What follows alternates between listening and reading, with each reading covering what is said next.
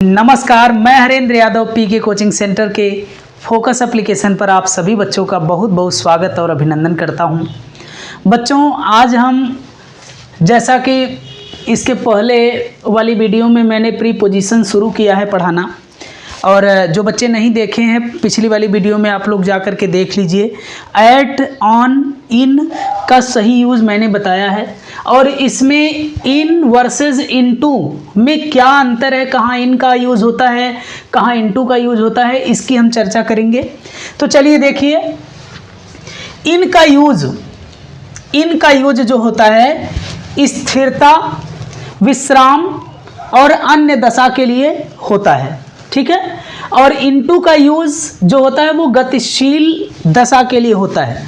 जब कोई चीज़ स्थिर स्थिति में हो, यानी कि स्थिर का मतलब रुकी हुई, स्थिर स्थिति में हो, और विश्राम स्थिति में हो, या फिर अन्य कुछ किसी और स्थिति में हो, तो हम क्या करते हैं, इनका यूज़ करते हैं। इनटू का यूज़ कहाँ होता है?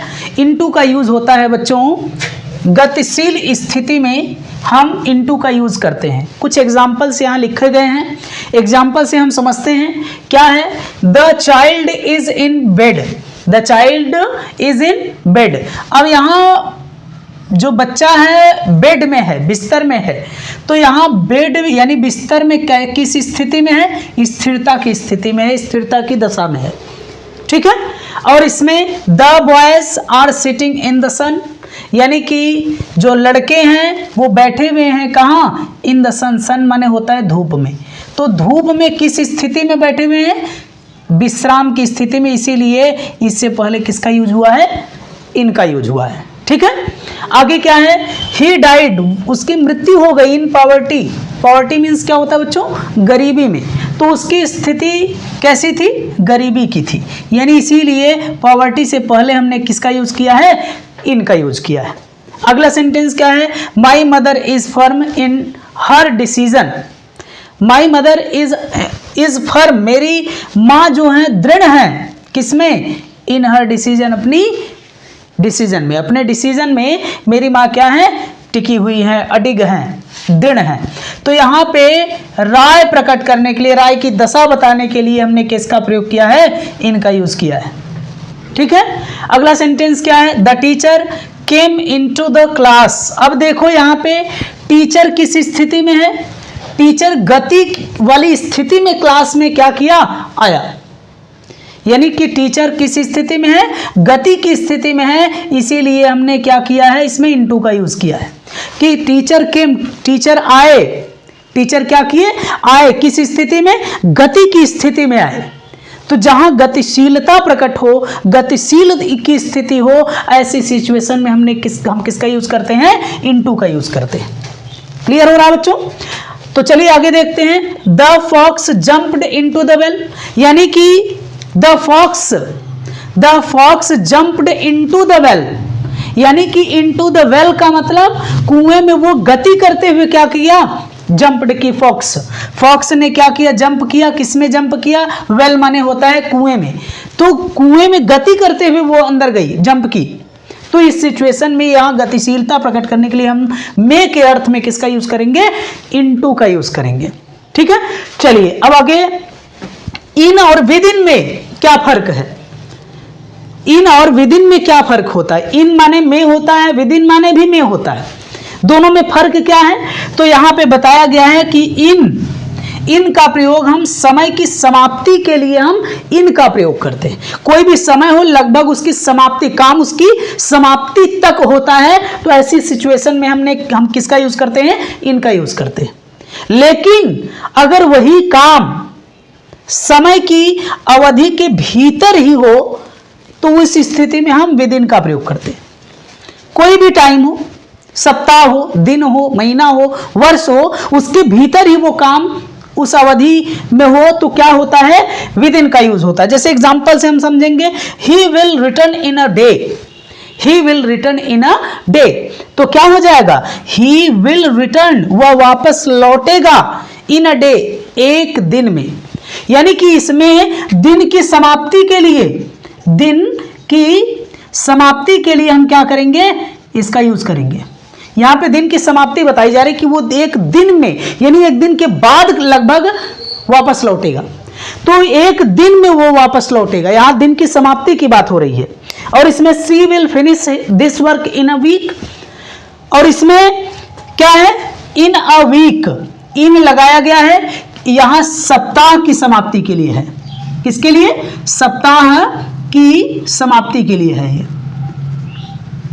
सप्ताह की समाप्ति के लिए। ठीक है, आगे देखिए, he will return with in a month, he will return with in a month, यानी कि वह एक महीने के अंदर अंदर लौट आएगा। एक महीने के बाद नहीं, एक महीने के अंदर अंदर लौट आएगा, यानी वो एक महीने की अवधि में चाहे जब लौट आएगा। कहने का मतलब है कि वो एक महीना समाप्त होने के बाद नहीं, बल्कि उसके अंदर में लौट आएगा। तो जहां ये क्या हो, समय की अवधि के भीतर की बात हो रही हो, तो ऐसी सिचुएशन में हम किसका यूज करते हैं बच्चों? विद इन का यूज करते हैं। चलिए अगला हम प्रीपोजिशन देखते हैं, बिटवीन और एमंग का यूज। क्या देखेंगे? बिटवीन और एमंग का यूज देखेंगे बच्चों। तो बिटवीन माने होता है बीच में, और एमंग माने भी बीच में होता है। दोनों की मीनिंग तो सेम होती है, लेकिन इनका यूज जो होता है अलग अलग तरीके से होता है। तो क्या करेंगे, इसमें बिटवीन का यूज जो होता है केवल दो व्यक्तियों या वस्तुओं के लिए यूज होता है। केवल दो व्यक्तियों और वस्तुओं के लिए किसका यूज होता है बच्चों? बिटवीन का यूज होता है। और एमंग का यूज दो से अधिक व्यक्तियों के लिए या वस्तुओं के लिए यूज होता है। ठीक है, चलिए एग्जांपल से समझते हैं कि divide these fruits between Raju and Saju, यानी कि इन फलों को क्या कर दो? डिवाइड कर दो। किसमें? राजू एंड साजू के बीच में। राजू और साजू के बीच इन फलों को क्या कर दो? डिवाइड कर दो। अब यहां राजू साजू ये दो व्यक्ति हैं, और इन दोनों व्यक्तियों के लिए किसका यूज किया गया है? किस प्रीपोजिशन का? बिटवीन प्रीपोजिशन का यूज किया गया है। अब आगे देखिए दूसरा sentence, Hari is sitting between Anil and Sonu. यहां अनिल एंड सोनू दो व्यक्ति हैं, तो इसके लिए जाहिर सी बात है बिटवीन लग जाएगा। और तीसरा sentence, divide these mangoes among these children, तो एमंग 3 चिल्ड्रंस, तो 3 चिल्ड्रंस के बीच यानी कि 2 से अधिक व्यक्ति हैं, तो इनके पहले हमने किसका यूज किया है? एमंग का यूज किया है। अब आगे अगले हम प्रीपोजिशन की बात कर लेते हैं, फॉर और सिंस और फॉर का यूज। तो सिंस का फॉर का प्रयोग होता है के लिए, जिसकी मीनिंग होती है, और से के अर्थ में ये फॉर यूज होता है। और सिंस जो होता है उस समय से, जिसकी मीनिंग होती है जिस समय से होता है, उस समय से लेकर के जब समय आता है, टाइम आता है, तो उसके लिए हम सिंस का यूज करते हैं। तो फॉर का प्रयोग किस अर्थ में? जैसे कोई चीज किसी चीज के बदले कोई काम हो जाए, या कोई वस्तु हो किसी चीज के बदले, तो उसके अर्थ में हम फॉर का यूज करते हैं। पक्ष के लिए भी हम फॉर लगाते हैं। अनुमानित कोई समय हो तो उसके लिए भी हम क्या करते हैं? फॉर का यूज करते हैं। अनुमानित समय यानी कि अनिश्चित समय, निश्चित ना हो, अनुमानित हो, कोई निश्चित समय ना हो। और सिंस का प्रयोग निश्चित समय के लिए यूज होता है। अब हम क्या करेंगे, एग्जाम्पल से समझेंगे। He attended the meeting for me, he attended the meeting for me. He माने उसने, अटेंडेड किया, अटेंडेड माने होता है अटेंड किया, उसने अटेंड किया मीटिंग को, यानी कि वह अटेंड किया मीटिंग को फॉर मी, मेरे बदले, यानी कि मेरे बदले उसने क्या किया? मीटिंग को अटेंड किया। यानी कि मेरे बदले किसने अटेंड किया? उसने किया। अब इसलिए हमने मी के पहले किसका यूज किया? के बदले के अर्थ में फॉर का यूज किया है। ठीक, अगला हम देखते हैं, I bought this pen for 5 rupees, यानी कि मैंने इस कलम को खरीदा। अब किसके बदले खरीदा? फॉर 5 रुपीज, यानी कि 5 रुपए के बदले। तो 5 रुपए के बदले मैंने क्या खरीदा? इस कलम को खरीदा। 5 रुपए के बदले मैंने इस कलम को क्या किया? खरीदा। He will vote for me, he will vote for me, यानी कि वो पक्ष बताने के लिए कि ही विल वोट, वो वोट करेगा। वो क्या करेगा? वोट करेगा मेरे लिए, पक्ष में, यानी कि वोट फॉर मी है, तो तो इसका मतलब कि यहाँ पे पक्ष बताने के लिए किसका यूज हुआ है, फॉर का यूज हुआ है। He will vote for me, पक्ष बताने के लिए हम फॉर का भी यूज करते हैं। तो आगे they have been reading for 2 hours, यानी कि they have been reading for 2 hours, यानी कि वो पढ़ रहे हैं फॉर 2 आवर्स, माने कितने समय से, 2 घंटे से। ये अनुमानित समय है बच्चों, क्या है ये, अनुमानित समय है, जिसके लिए किसका यूज किया गया है, फॉर का यूज किया गया है। ठीक, आगे ही हैज बीन इल, वो बीमार है, रही है या वो बीमार रहा है, कब से, संडे से, यानी ये संडे क्या है, एक निश्चित समय है, जिस वजह से इसके पहले हमने किसका यूज किया है, सिंस का यूज किया है। तो निश्चित समय बताने के लिए हम किसका यूज करते हैं, सिंस का यूज करते हैं। अगला क्या है, I have been playing since 2 o'clock, यहां 20 नहीं है, 2 o'clock है, यहां क्या है, 2 o'clock है।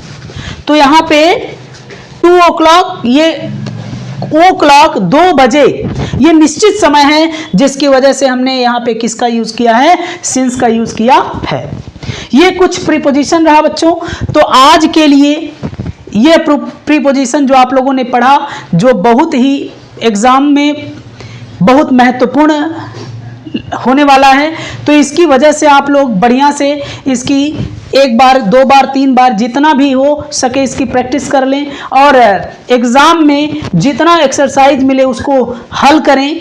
और अगली वीडियो में हम नेक्स्ट टॉपिक लेकर आएंगे। तब तक के लिए सभी बच्चों का बहुत बहुत धन्यवाद, शुक्रिया।